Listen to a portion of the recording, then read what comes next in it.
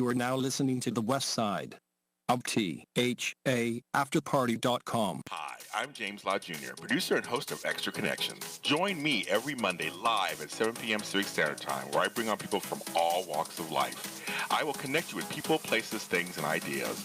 You'll never know who will stop by.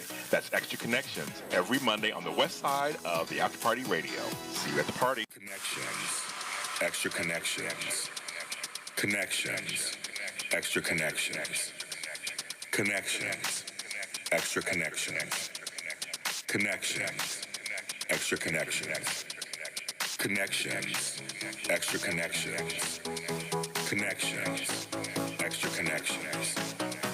Connections. Extra Connections. Connections. Connections.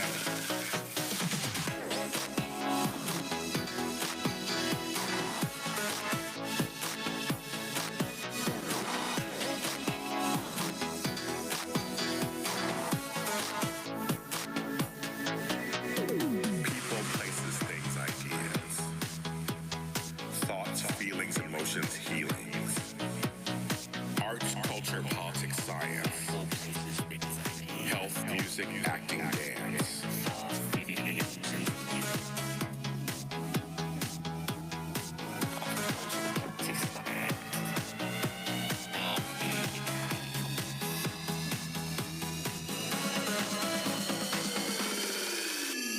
Connections, extra connections. Connections. Extra connections. Connections. Extra connections. Connections.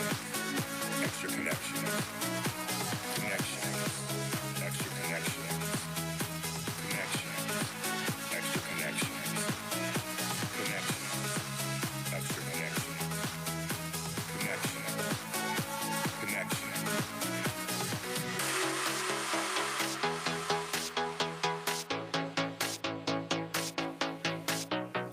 Older, younger, full hunger.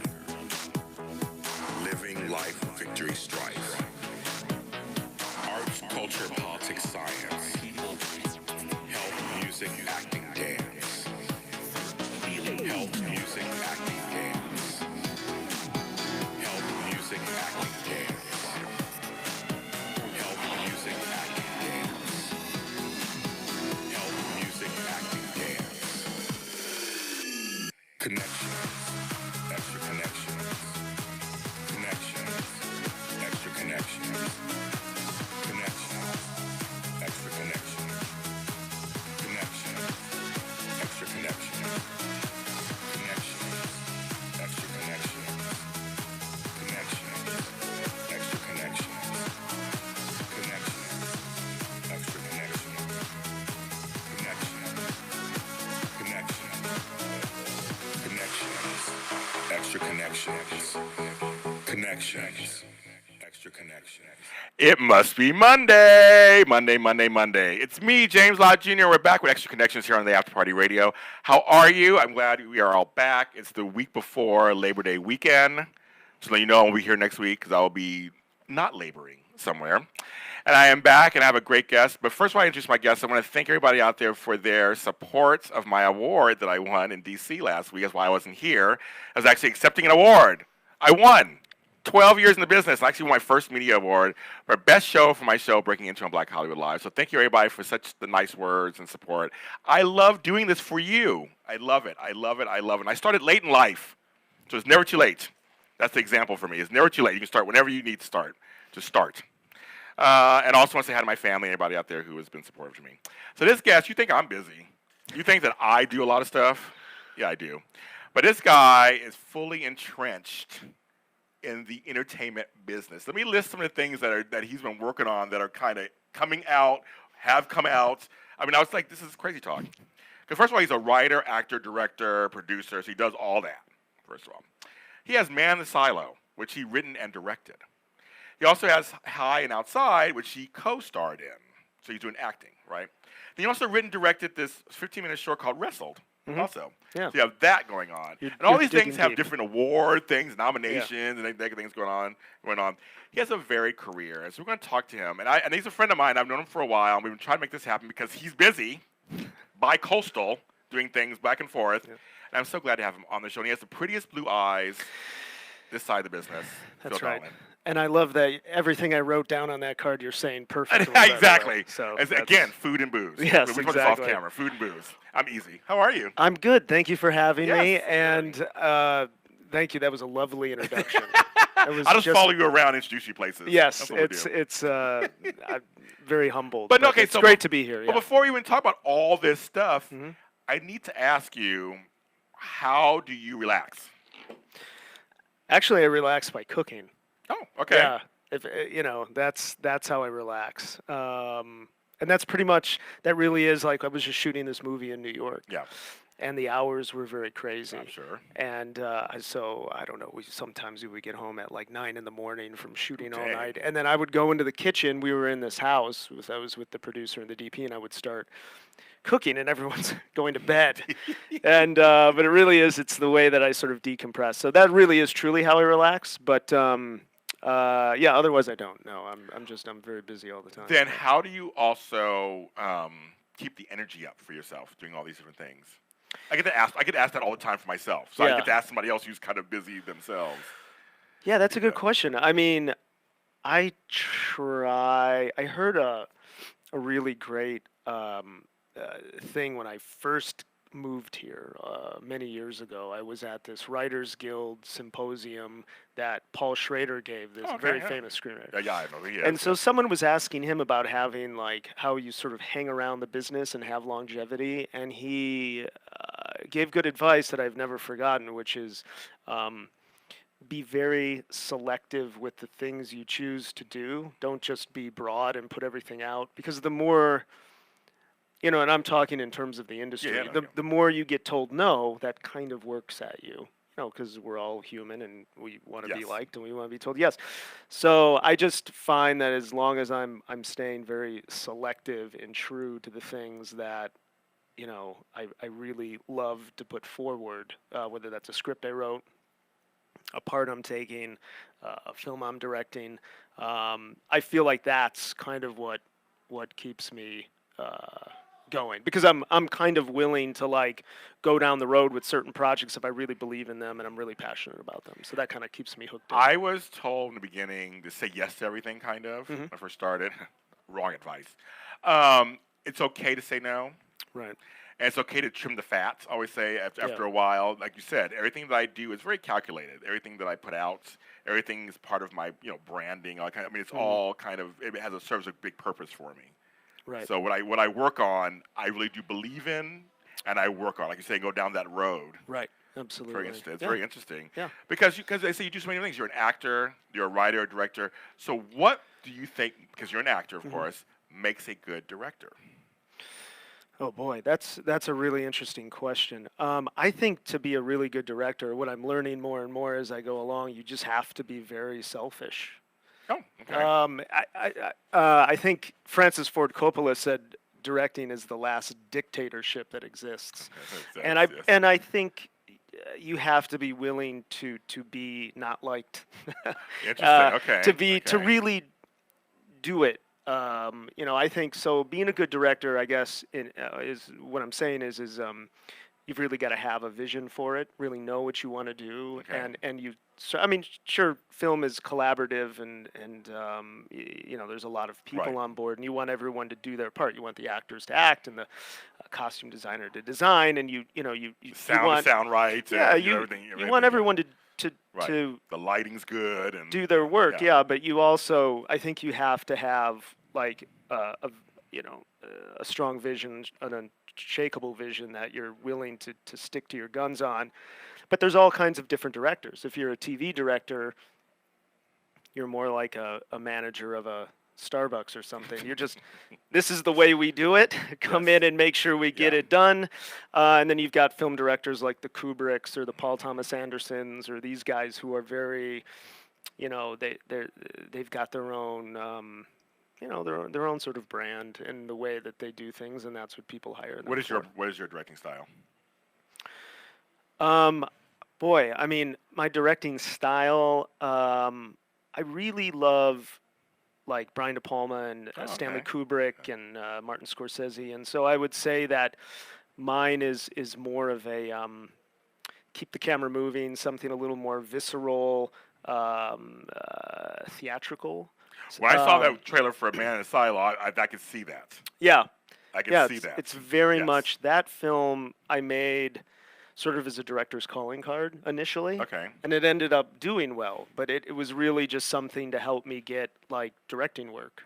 Okay, so like, I was saying, explain because to it was people who are only not an into hour. it. It was Yeah, only an hour. It's only Right. an hour long, so it's an Right. odd length. Although it was made years ago, and by the time it got its distribution, it sort of really fit into because today, I mean, Netflix is putting out shows Oh, that are yes. 15 minutes Oh, long. yeah, oh yeah, definitely. Yeah. So actually, it's working really, really well. But at the time, it was made as a calling card, so I just It looks good. made it very experimental and just did what I wanted. I had no bosses over me. I had no one telling me what to do. So I was just like, this is the kind of director I am, and this is what I want to make. How'd you get Ernie Hudson? And folks, you know Ernie Hudson, Yeah. Ghostbusters, and Rusty Crate, all these movies. How'd you get him? Ernie is a very good friend He's of mine. like, He was almost not going to be my friend anymore by the end of shooting Man in the Silo. yeah. You put him through the ringer. Yeah, oh yeah, I sure did. Well, I had originally Dennis Haysbert cast. Oh, in the role. wow. The voice, yes. Yeah, I had Dennis, and I was at a film festival with a movie I did out in Calabasas. I forget the name. I think it was called Method Fest or something. I was out. Ernie was giving an award, Oh, okay. and I was sitting in the audience with my producer who was producing Silo with me, and he was talking, and I was like, that's our lead. It's not Dennis, it's Ernie. So we talked to him. The way Ernie tells it is that we were at the after party, and he was being interviewed. I don't remember this, but he Okay. says he was being interviewed by a television station, and apparently I walked into the interview Ooh, dang. and started pitching the film to him. And apparently, so it was filmed. I didn't realize that was going on, but I did. And we met the next day for lunch, and he signed up, and he did it. And we caught Ernie at a time where he was kind of done with Hollywood. Okay, okay. It was this very weird period for him where he was like, not even sure he wanted to stay in the game anymore, and it really lent itself to the role and what he was doing. And I think he was more willing to take a chance on me in that movie because all he saw was Wrestled, my short that Yeah. was previous, and really my vision and what I pitched him and the script he read. Yeah.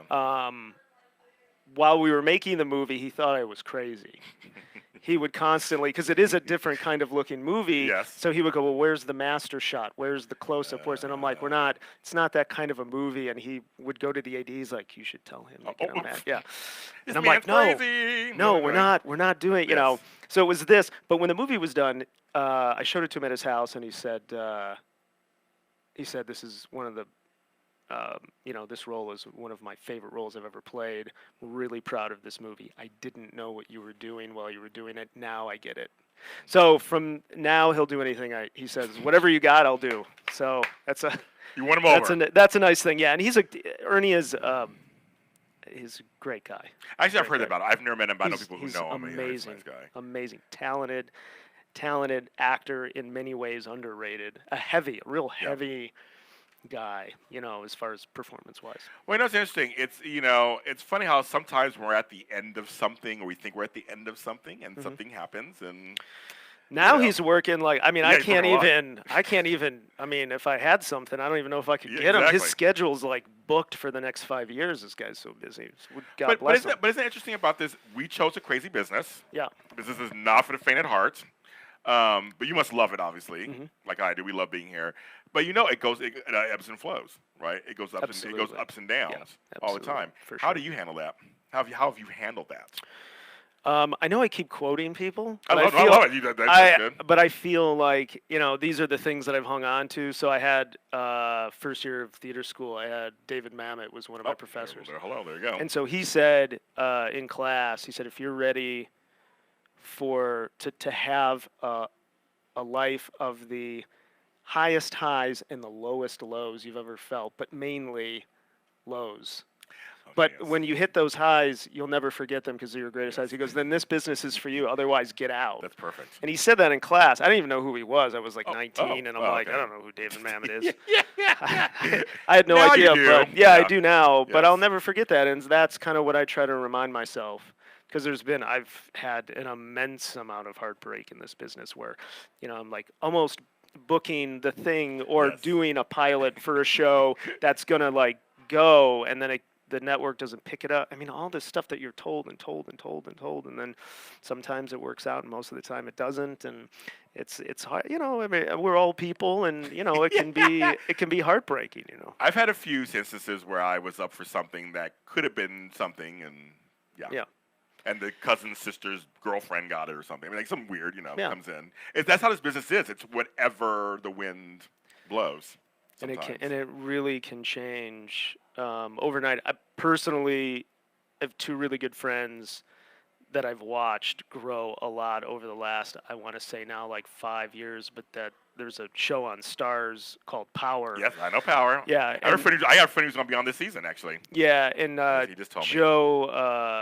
Joe Sikora is one of my best friends Okay, in the well, there world, you go, and there I you know go. Omari really well. Yeah. But like when they first got the show, I remember being at Omari's house for dinner when they first got the show, and then like watching the first season, and then dinner at now Omari's new bigger house, and then Omari no longer even lives in that. Omari Yes, lives, exactly. I can't even say where, but in a very large, and Joe too. And it's like I saw them navigate. I mean, Omari was like living out of his car at one point. Well, Omari so I saw him. he also does spoken word stuff, so I knew when he was Yeah, doing no, spoken word Omari's stuff. Yeah, awesome, yeah. man. He's great. So it was interesting because those dudes had a lot of heartbreak too, and they're friends, and it's nice to see that. And now they're flying. I'm glad high. you're saying that because I want people to know that some of us in this business are happy for our friends. We always hear this stuff about people being jealous and you're like, well, they made it and I didn't, and they got that role. But you're like, some of us really are happy for our friends when they make it. When I was driving here, I was going by LAX, and there's up on the building, there's a big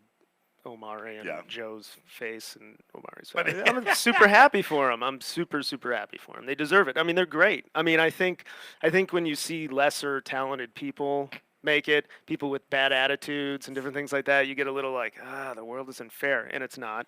No, it's not. It's not fair. But when I mean, those are two really amazing, good great humans and actors. So, That's great. Yeah. Because I want to talk about Man Inside a little bit because we're gonna talk about all different things you do. But this one, I saw the trailer and I loved it. Just from the trailer. And so you said this one you actually. So did you do everything? You written and directed it, right? Yeah. So when you direct your own written stuff, it must be easier on some level then, because you know what the intention is when you write so. it, or it's Well, yeah, because you don't have to have. So I just directed a movie in New York, and I was constantly arguing with the writer. Now I don't have to argue with the writer. You're like, Phil, I don't like this. Phil, it's okay. Phil, it's fine. Phil, it's okay. You don't do well, that. unless I was Sybil. Yes, exactly. You're like, I don't know what's going on with Phil. This guy is crazy. Yeah. So no, it's only easier in the fact that, I just change. I just do what I want.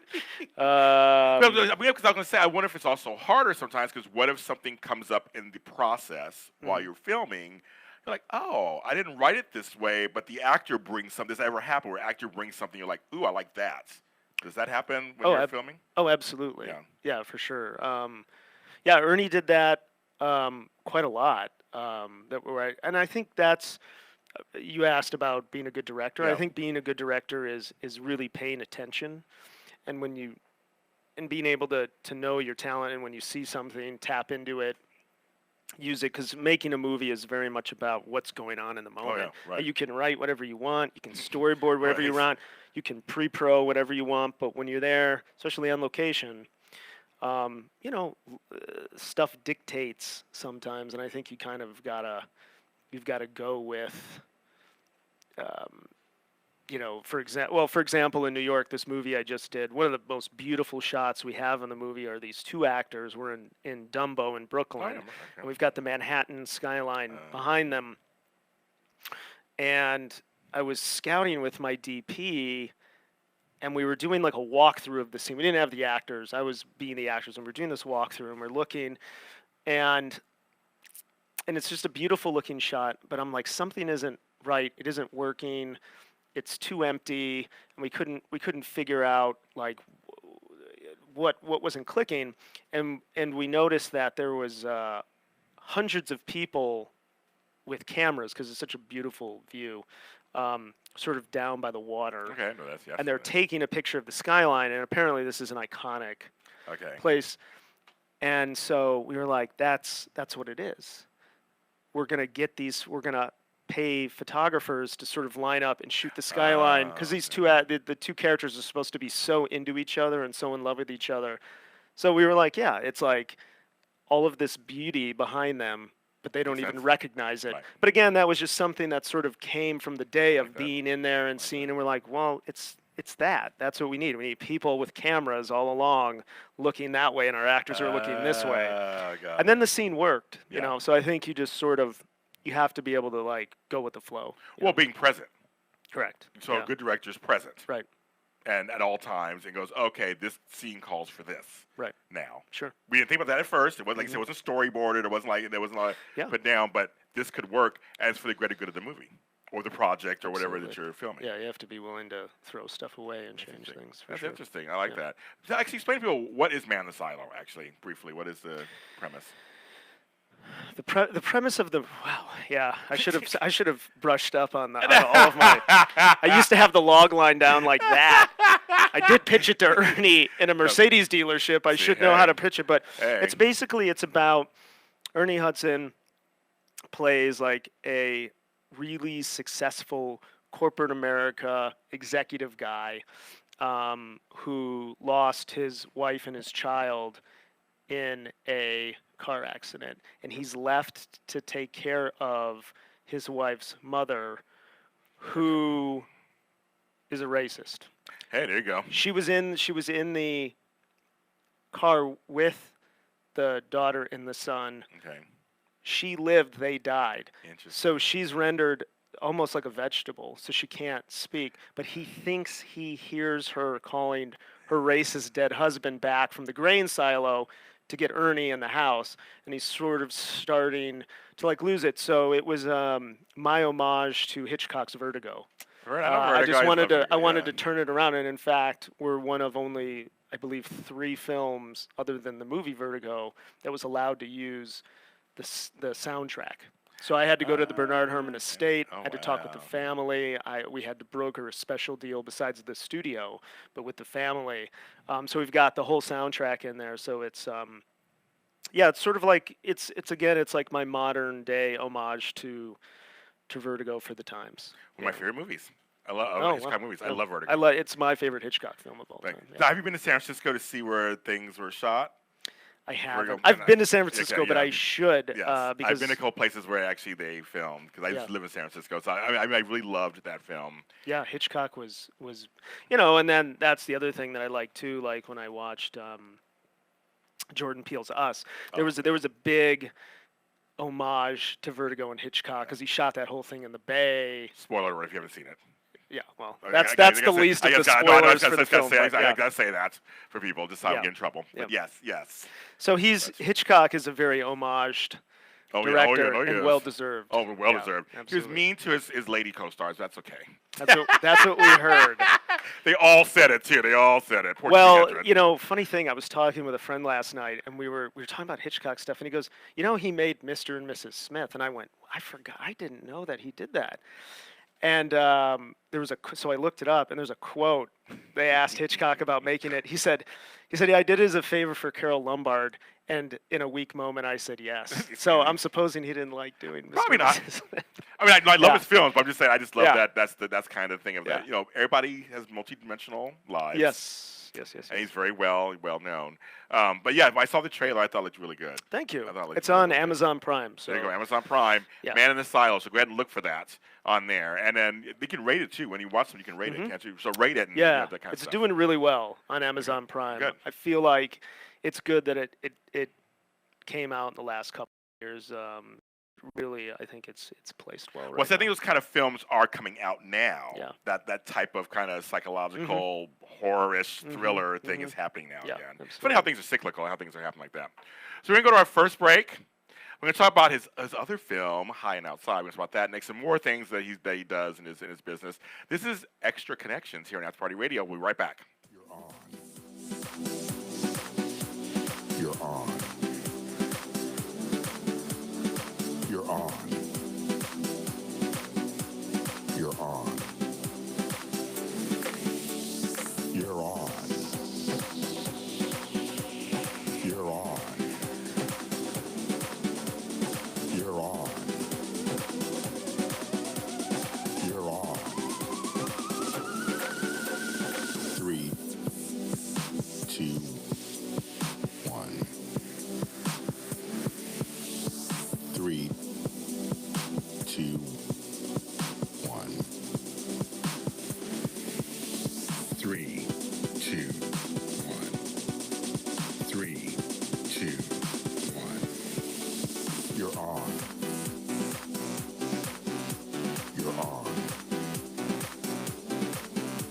You're on. You're on. You're on. You're on. You're on. You're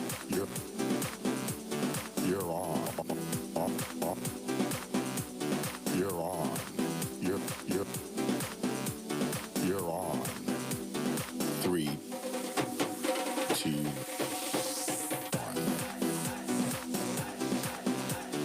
3, 2, 1. 3, 2, 1. You're on. You're on. You're on.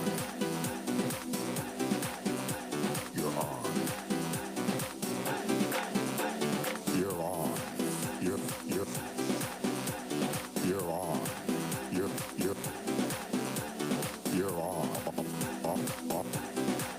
You're on. You're on. You're on.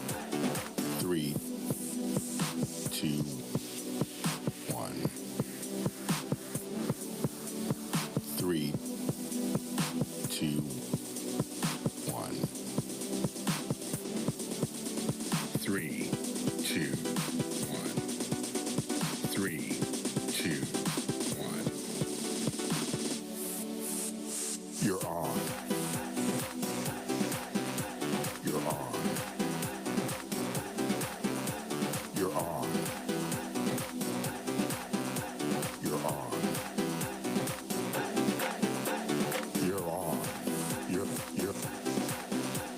You're on. You're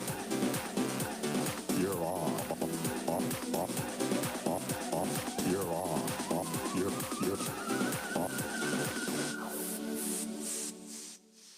We are back, Extra Connections on the After Party Radio. I'm James Lott Jr. with Phil Donlon, my guest. And that was one of my songs called 321 You're On. And that is from my free album on my SoundCloud page, James Lott Jr. The album is called Breaking Into You, the Songs Inspired By. So you can go there and get that and listen to it if you want to. Download it for free. It's there. It's a fun little song. And on a side note, I have a new album coming out. Some of you guys were asking me, my 4th album called Salty Clouds and Sunflower Dreams. We just picked all the songs for the album today, so we're working on that. It's 17 songs, people, 17. I tried to will it down. It's from 30. Originally we had 30 songs, now 17. And it's like, so we're going to put it on there. I'm very proud of all of them, and so stay tuned. I'm sure you'll be following me and everything, and you'll hear more about that. So, okay, I want to ask you something that's kind of off the topics of what we were talking about. This is what I've been waiting for. Okay. James. Give it to me. Apples or oranges? Just kidding. You're like, apples. I love apples. Yeah. I'm all green apples or red. No. Exactly. I'm on the hot seat. I love green apples. I always like that. Granny Smith. I'm all about them. Your association with the Flaming Lips is that I produced a document. Exactly. Ding, I'm like, ding, ding, ding. Am I answering my questions so right yeah, on my so I'm life? like, okay. Yeah. So when I was looking at your bio, I'm like, Yeah. Okay, talk about varied career. I'm like, I It was remember how weird. big they were at one point Yeah. in the mainstream. And they're still around and doing stuff, but like in the mainstream, they were really big for a minute there. And you directed a documentary on them. Well, so I didn't direct it, but I produced produced it. Okay. I basically story produced it. So how this came Yeah, how'd that was happen? my really good friend directed it. Okay. And he was already, MTV had hired him So the MTV base, just to back up, MTV goes, okay, Flaming Lips, we're gonna do like a publicity I stunt. think I remember that actually. Yeah, and they're gonna break Jay-Z's record Yeah. of concerts, and is more concerts in Yeah. a 24-hour period, but we're not gonna fly on a jet. We're gonna do it on a bus traveling down the I think I remember Mississippi. that. Yes. So he's already like there and shooting, and he calls me because they get the idea. They were just gonna like literally document it, but then they decided let's make a documentary film out of it. But they decide this like on the tour bus I love it. with the the head executive of MTV. So my buddy Sage, who directed it, called me and he's like, "Phil, you're the only guy I know who could help me pull this off." So I immediately met him in Memphis. Love Memphis. And that's where we started. And so what my job was to figure out what was the the story. Yeah, right. I mean, the story was that they of course were trying to break the record, but like any kind of documentary, there's interviews and people are talking. So I had to basically. They're not easy. Documentaries aren't easy. You got. I had to so I was basically we were just story producing on the fly. The coolest experience I had on that, hands down, was meeting Jackson Browne, and that was super cool. Yeah, met him on the bus. Nicest guy, and one of his good buddies, songwriter by the name of Warren Zevon. Hello, Werewolves in London, all that. Yep. Yes, I know. One of my favorite musicians of all time. So I just talked to Jackson about Warren Zevon like the whole time, and he was so nice. He was such a nice guy. But it was cool. The Flaming Lips, I got to tell you, I didn't know a whole lot about them beforehand. I knew their one song from the 90s. Yes, I was super into it. Yes. And I'll be honest, I'm after that documentary, I'm really not a fan of the band anymore. I'll just leave it there. I love it. Spill the tea. Spill the tea. But it was not fun. Okay. I mean, it was fun for me. Yeah. But talk about drama. I was like, I'll tell you what the real documentary is. And they're like, well, we can't make that. I'm like, okay. Oh, dang it. Yes. All right. But Wayne was very nice to me. Okay. Very, very nice to me. So, and it was cool. It was a blast. Yeah. I love doing these interviews because I had a guest on here, B. Beeman, a couple weeks ago. He's a musician. And I was just going through his stuff, and he actually sang with Chris Cornell. And a whole thing about it. And I wasn't thinking. That's why I love doing these. I love talking to you guys because you never know what people's careers, how varied they are, what's in the backgrounds. Yeah. It was cool. I mean, it was again, it was just something that fell in my lap. Yeah.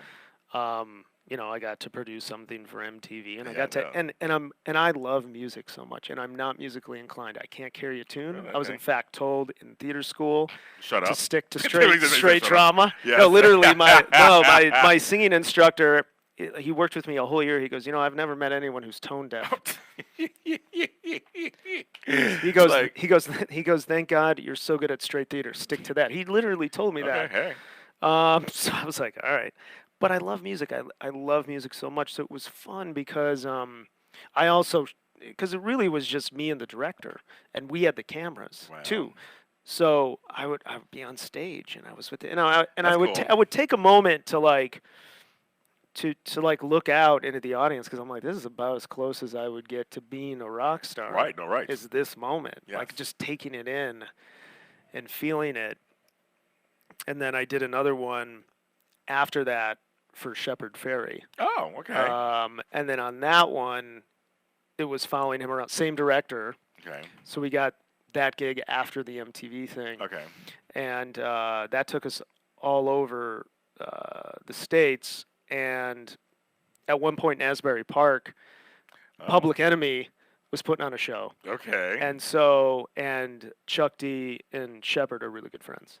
Okay. So we also got to then be on stage with Public Enemy with cameras, and I was just like my 15, 16-year-old self was flipping out. And I just saw Chuck D in town like a few months ago. He was at Shepard's studio for an art opening. Okay. And I was like, Chuck, I don't know if you remember. He's like, yeah, the guy who sent me the baseball hat in the mail. Because I sent him a hat. He's like, yeah, man, how you doing? I was like, how funny. All right. I was like, that's a good But isn't it funny how, we could say being in the business for a long time, when you have moments like that aren't normal, like they really aren't normal moments, that this is why we're here. on some Yeah, level. Like right. this is why we're in this crazy Sure. business, Yeah, because yeah. things like that are wonderful. They're great Yeah. memories Oh yeah, and connections. for sure. That's amazing. Yeah, it was fun. I met Chick D once too at a rental car agency in San Francisco. He was Oh, renting yeah. a car at my friend's rental car. I'm like, "You're Chuck D." He's like, "Yes, I am." He's a He very, was very nice. very nice guy. Super talented. Yeah. Super talented Yeah. dude. Lives in Ventura, actually. Yeah. We just I just kind of Yeah. was really. But I just was like, wait a minute. Okay. So I want to ask you because I just went through this, so I am kind of curious. What is it like when you hear you're nominated or your film is nominated for an award? Like, what does it feel like to you at first? Like, is it excitement that the hard work paid off? And then if you win or don't win, like how do you cope with all? What is your view on all that these days? Well, yeah. I mean, typically, if I'm not getting constant validation, I'm depressed. I can't get out of bed. So That's my new life now too. Yeah. I win awards every month. Yeah. I'm gonna be nominated every month. Yeah. So usually when I get an award, then I feel good for about 2 minutes, and then I'm depressed again. No, I'm kidding. Always because your last show. We always say. No, it feels good. I mean, it's great to be nominated. High and Outside was nominated a ton on the Yes. festival circuit, and that was always really nice because you're, I mean, it's great. I mean, people are paying extra special attention to you and what you're doing, and calling you out separate from everyone else for it, and that's always a really nice thing. I always found that it's interesting because there is a lot of content out there nowadays. Anybody with a phone can do a movie at this point. Yeah. And they are. And so, and I say that kind of tongue in cheek, but also there's some good films like Tangerine was really good. It was on an iPhone. Yeah. But I'm just saying there's so much content out there to get recognized, not even win, but just get nominated. I'm like, wow, it's amazing. Yeah. Because there's so many selections out there. And the festival circuit is Absolutely. not easy. I know festival circuit is not easy to get Well, into. not anymore. It's not. Right, Yeah, I heard it's really very tough. So in the beginning, it was a lot more easier, less entries or something. I think so. I mean, my first movie, Wrestled, Yeah. I sent to Sundance and got in, and I thought, well, this is Which is easy. amazing. Yeah, Sundance well, is but I Sundance. found out that was not going to be the case for the rest. Yeah. So, yeah, I think it is. I don't know. I've just heard it's very political now. I mean, to get into the notable festivals that mean something, Yes. it's like, I mean, you're going up against Netflix Oh, yeah. and CAA Yeah. and all the big agencies, and they were all politicking hard. But look, that's just how it is now, and that's just the game, and that's what you sort of have to play. I think the idea of Robert Redford's Sundance in the 80s and stuff, that's a day that doesn't it's exist gone. anymore, I don't think. But you are proving there is proof out there. There is still room for the smaller folks to put out content and get recognized. For sure. There's still room. Absolutely. Like, don't stop. Just keep doing Oh, it. yeah.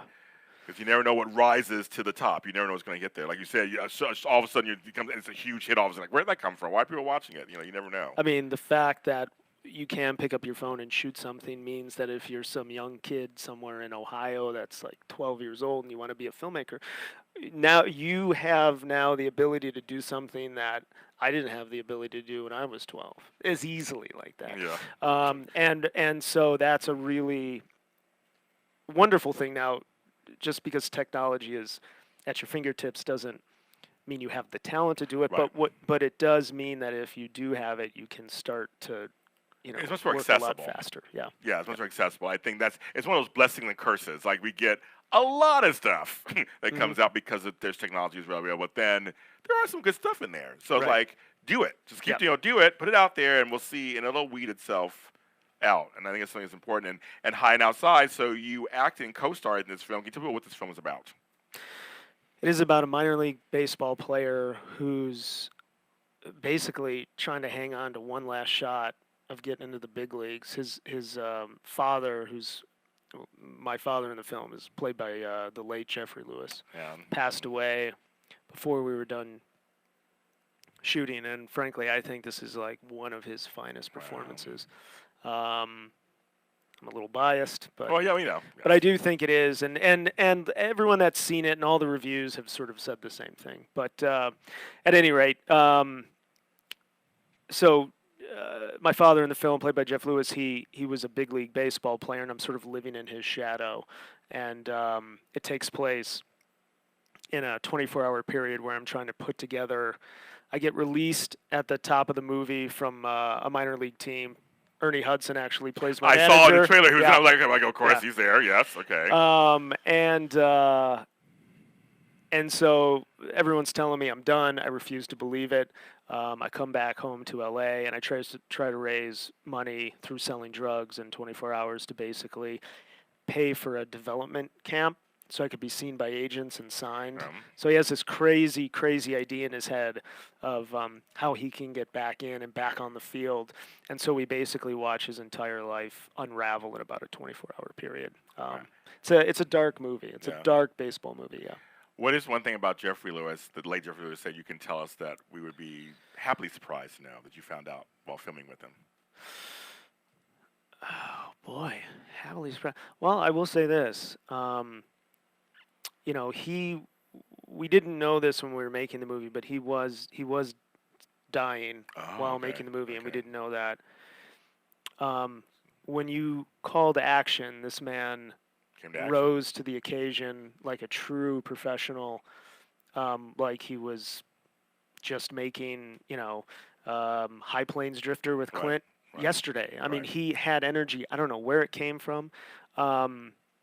He was a really private guy, but he also made this. He chose on this role to sort of make it kind of the one role that he sort of got vulnerable with, where he sort of I think let it all hang out, as far as, because he has a lot of kids, and Juliet's his daughter and all of that, and I think he tapped into some personal stuff. I don't know what exactly, but he did tell me, he was like, this role is really close to the flame for me. So I learned a lot about him. He was a really good friend of mine, and I learned a lot about him through watching him do this role. So I think anybody who's really interested in like Jeff the person, besides the character actor he was, and he was a fine actor, played a lot of characters. Yes, he did. Jeff's playing a lot of himself in this movie. So if you really want to sort of see in and a little bit, without sounding corny, but seeing a little into his soul, is through this performance. How amazing too for you as an actor to play off of that. It was really. I mean, you can feed wonderful. off of that, and it feeds into you. I'll never forget. We director yelled cut, and Jeff goes, "You're good." But I already worked with Jeff in a play, which is how I knew him. And I thought it was. I was like, "Thanks, Jeff." Yeah, thank you. Yeah. Okay. But in a way, though, that is a big compliment. Like that in the moment, as a fellow actor, he's like, "You were good. You're good." Yeah. Like this made his day also. Right. Yeah. It was great. How do you remember lines? You have a method? I don't. Change? I'll tell you what. You don't remember lines? No. Well, here's how the process goes typically. I get a script. Yes. I get a part for something, and I freak out. I'm like, I will never, ever be able to do this character. I'll never be able to remember any of these lines. I have no concept how I'm going to get from point A to point B on this. I should quit now. And then somehow I figure it out and I learn them. But on film, I just go scene to scene. I mean, I'll work everything out kind of in my head, and if there are any rehearsals. But then it's just the day's work. Yeah. Sort of pop in, just make sure I know that scene, and then I let it go, and then work on the next thing. You're gonna laugh because so I started out as an actor 12 years ago. I did House and a few other things, TV show House, and I realized I don't want to be an actor. I want to be in charge. So I was like, I'll be a producer and I'll be a host and do all that. But occasionally over the years, parts have been written for me. And so, like, little small things. And so Do you want me to write a part for you? Oh, geez. Is that what you're trying to get at? Oh, my James? God. No, here's the thing. And I always say this to get myself in trouble. But I respect actors because, like, for example, I did a movie with Vivica Fox not too long ago. A friend of mine, Gerald Webb, wrote a part for me. It was you're going to laugh. It was only 2 pages. And I was like, 2 pages of dialogue? What am I going to do? Yeah. Oh, my goodness. He goes, I'm going to send you your side, just 2 pages, blah, blah. And I'm like, oh, my God. Like, and you said you freak out, so I feel good you freak out, too. Yeah, sure. And I'm like, I mean, okay, sure, whatever. And, but you're right. Once you're on set, you're working through you're working through each scene. And especially with movies, you actually have time, and you can kind of, not like TV, the pacing is faster, I noticed, but like with movies, a little slower. So I always freak out, too. Right. And I was like, now that I know you freak out. So I got just 2 pages, and I'm like, oh, my goodness, how am I going to remember this stuff? And it does work out somehow. It does. It always, you know what? It always does. But I do the same thing. Even, I mean, it's like making a movie is this very weird thing where it's literally nothing. There's no tangible anything. Right. And then one day you show up on a set and like there's everybody. Yes. And then you're done, and then That's it's right, all you're gone right. away, and then it's up on the screen. It's a very weird You're right. thing that happens to be right about with that. movies. So you're kind of right. It does always. It just works does work out. Yeah. And luckily, I've been on a couple of sets I've been on. They've been very nice people. They're just like, let's work this out. They know I'm not an actor. I try to be prepared and do my best and show up and be present and do all that. So things get written up. I'm like, oh, but I always say yeah. I always say yes anyway. It scares me to death, and I say yes anyway. Yeah. You should. Right. It keeps Why you not? alive. Yeah, for right? sure. Absolutely. It's Don't write me anything. always about being Don't write alive. me anything. I'm You're like, writing James, you. wrote you something. I'm like, oh my god, because I'll say yeah. I know y'all say yes. Yeah. You all say yes. I'm gonna write you 22 Oh my pages. God. So 2 pages plus 20. Plus, you can be I think like, you can handle it. you can be like, James, we have to recast you midway through this shoot. Yes. Like, So High and Outside. So High and Outside. When is that? Is that out? When is it coming out? And tell us. So about they that. just signed their distribution Okay. deal. I was just talking about this off camera. It should be out, and I'll update you with Yeah, it. please update us. It's so we probably going to be out in like a month. Oh, okay, It'll be good. on all the streaming services, video Yeah. on demand, We'll share it, of all course. all of that stuff. Okay. Yeah, so it's coming. They will have it out before the end of baseball season, which is October. Right, So it's right. it's coming very soon. They're moving very fast. So And those kind of films resonate with the father-son dynamic, the sports dynamic. Those things always resonate with people. Yeah. It seems like those kind of movies always work. yeah, it's unbelievable. We premiered it in London, and I thought for sure, and it was the first festival we were nominated at, and I thought for sure, I was like, baseball in London?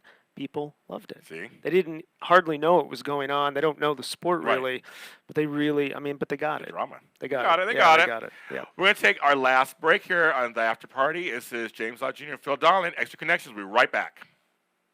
I guess we don't have any calls. Dreams, fears, failures. Hope. Dreams, fears, failures. Hope. Dreams, fears, failures. Hope. Dreams, fears, failures. Hope cares. Questions. Questions. Questions. And answers. Questions. Questions. Questions. And answers. Answers. Failures. Failures. Questions. Answers. Questions. Answers. Failures. Answers. Hopes. Dreams. Fears. Questions. Answers. Questions. Answers. Triumphs. And life. Cares. Wonders. Questions. Answers. Asking questions. Getting answers. Questions. Answers. Asking questions. Getting answers. Getting to know you. Getting to know me. Questions. Getting answers. Questions. Questions. Questions. Asking questions. Getting answers. Hopes, dreams, fears, failures. Hopes, dreams, fears, failures. Hopes, dreams, fears, failures. Perhaps life, cares, wonders. Asking questions. Getting answers. Questions. Answers. Asking questions. Getting answers. Questions. Answers. Asking questions. Getting answers. Getting to know you. Getting to know me. Getting to know you. Getting to know me. Getting to know real fears, failures. Getting to know real fears, failures. Getting to know real fears, failures. Getting to know real fears, failures. And we are back. So follow the after party all over social media platforms. The THA after party, not THE. The after party, THA after party, and follow our show on Facebook under Extra Connection Show. You can follow me at James Lott Jr. wherever all James Lott Juniors are. There's like one of me, I think, and it's everywhere. Just Google me. You can find me. Where can they follow you? Phil Donlon. Because for some reason everything with my name was taken. I'm like, It was weird. so somebody's trying to make make $1 off me. They're Right. like hoping I contact them. Go, can I buy that? Right, I'm like, why exactly. do they say? Yeah. But it's Phil.Donlon on Instagram, and then Phil Donlon 1 on Twitter. Which is funny because you and I have names that aren't common, so it's kind of weird. There's someone on Twitter. Someone has James Lott Jr. with a Jr. Which everything else is mine is, and I just spell out Junior on I Twitter. see. Let me have it. You have one fan, one follower. You don't do anything on it. Almost cussed. You don't do S on there. Give it to me. I like that. I like that you censored yourself. I did. I was censoring myself. Yeah. I mean, There's I'm a kids. television person. This kid, Yeah. right, with There's kids. kids. Cheese and crackers. So anyway, but our names aren't common, so it's What's kind of the funny. bell for? Okay. You're a winner. I don't know. Fantastic. Just something- Thanks again for the validation. It's James. whatever. You're said paying you- attention. Yeah, see, I'm Yes. present. What award I'm did I pre- just I'm win? present. This is next to James Lott Jr. Award. That's what you said. That's your Perfect. present. I love it. What are some things, because, we're coming to a close. I mean, the Yeah. interview's almost over already, which just goes by too fast. Yes. I know. You have to come back on another time again, of course. Absolutely, of course, of course. What is one thing that you would tell yourself now?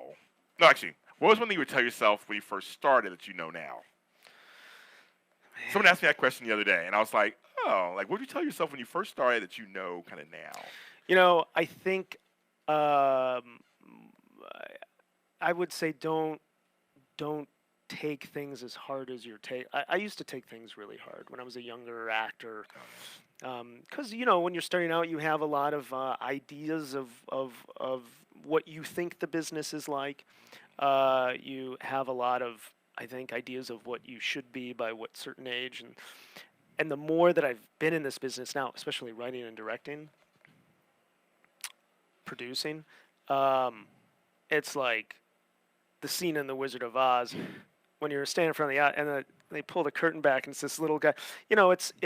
It's not what you think it is, and so there's a lot of factors involved with getting parts and things getting financed or not getting parts and financing falling through. There's so much at play that I just would have said, hey, don't take it all so personally and don't take it all so hard. I used to take it really hard, where I would be like debilitated, like like heartbroken, like I'm quitting. It's like, what? I'm 22 years old. Why would I quit?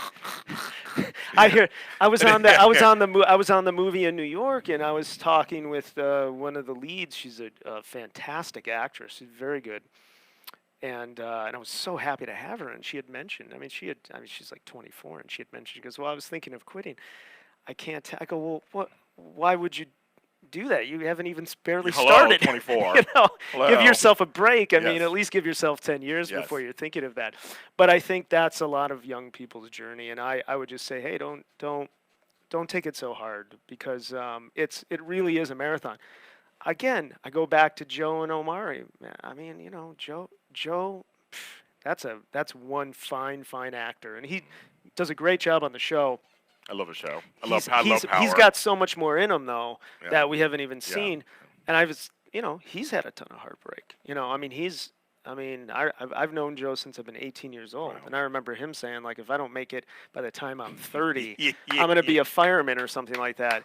I mean, Joe's older than 30, Yeah. and Power just happened, 5 years 5 years ago. ago, So yeah. it is a marathon. You got to hang on, and you really have to, and I remember Joe telling me when he booked Power, he goes, man, I always knew I was good enough. And you just have to hang on. I in my speech when I won my award, at the end I mentioned about being older. I turned 50 this year, and I'm very open about that. And I don't look 50, but people think what 50 looks like. And that's kind of the thing, isn't it? Nowadays we're getting older, but a lot of us are in shape. We look really good for our ages. So it really doesn't matter anymore, kind of. And so we need to break that down, don't we? It's just keep going. Don't matter. Don't let the age thing stop you, right? I don't think so. Now, I will say I do have that luxury as a man to say that. It is true. tougher. It is a tougher business for women, and it is cruel in that way. Some ways for women, men do have it a little easier. But I will say this: like, I feel like the longevity, especially now in this business, is like you can't just be an actor. I mean, you can if you want, Right. but you really should be thinking about like making your own material, glad you said doing your that. own I'm glad thing. okay. You really, especially I mean, look, if Brad Pitt is producing his own movies, and those are the movies he's in, I don't really see him in anything else No, other right. than the movies he's producing. Right. then if he's doing it, you better be doing it. That's a good point. I'm glad you guys. I'm going to ask you. We're men who do many different things, and I think it goes back to my old training in my corporate jobs, where it's like you cross train everybody, you learn how to do every job, and in this business, it's good to know lighting and photography and directing and to write something. It's good to have all those skills, isn't it, nowadays? Yeah, it just makes you better at what you do when you have more of an understanding. And I think all the like Hitchcock, you're talking about masters in that regard. He had a sense of every department. David Fincher is a director. He's one of my favorite directors because I frankly, he may in fact make the lenses for the camera for all I know. He knows how to do literally everything. He's grounding the glass. He's making the lenses probably. Right. But he understands, and I think that only can help. And it's good for you too, because you're not just sitting around waiting for that part to come. Or waiting for the audition to come. Like you're just sitting around waiting. Like at least you're doing something constructive and creating something. Yeah, and that really to me is the thing that saved me more than anything else. That I can do all three things, and I learned that if I was just an actor, I wouldn't be totally happy. Do you still do auditions and stuff? Yeah, sure. Do you like self-taping? I know a lot of that's big right now. Or do you like being in the room? I like being in the room because there's an energy in the room. Although I will say I hate auditioning as even a director. Right. Oh, okay. It's a really kind of silly experience. I don't think there's any actor who's like, I really love to audition. Yeah, that's it's true. Awkward. That's true. It's nerve-wracking. It's a bunch of strangers. It's weird. Self-taping gives you the luxury of like kind of being at home more relaxed with your friends. But also when you're in the room and you're nervous, there's something a little electric about that if you use it, it can kind of create something that you don't get at home after you've done it 150 times. And you're like, well, I'll just do it tomorrow. It's just like, it's a different kind of product comes out. But I know self-taping is big right now. That's a big... Well, yeah, I don't know how much longer you'll even show up to a casting office anymore. Crazy. It's changing. I mean, and now what? Look, let's just go 20 years ago. What was there? There was like 20 top casting directors. You knew who they were. That's true. Now there's like 200. You don't even know, and they're changing every day. So. And there are folks who are contracted out to be casting directors for certain companies too. That we don't even know who they are anymore. Right. Yeah. So I have friends who do things on the side, and it's like, oh, okay, they're casting on the side. Yeah. For a project. Right. They may hire out, so you don't even know. That's crazy. Well, I want to see you do more. I'm excited for you. Thank you. I appreciate you having me on. Yes. It was really, really nice of you to have me on and letting me just kind of talk about my stuff. It was a long time coming. We're going to do that. That's true. That's true. And I will update you with all the high and outside stuff because, like I said, it's coming and we can let all your listeners know. And Men in the Silo on Amazon Prime. Yes, Rent it tonight with your loved one. Do it. Tell them. Do it. Yeah. Do it. Yeah. So I thank Phil Donlon for being on the show. I'm James Lott Jr. We are back. We're not here next week because it's Labor Day weekend, but I will be back on the 9th. With my friend Brendan Larkins. He's a producer, writer. He does everything too, of course. I'm talking about stuff like that. And follow the After Party and the After Party Radio all over all social media platforms. Google me, James Lott Jr. everywhere. My book, 1x6, is coming out later this week. So check that out on Amazon, where James Lott Jr. books are sold. And we'll see you next time. Thanks for watching. Connect, everybody.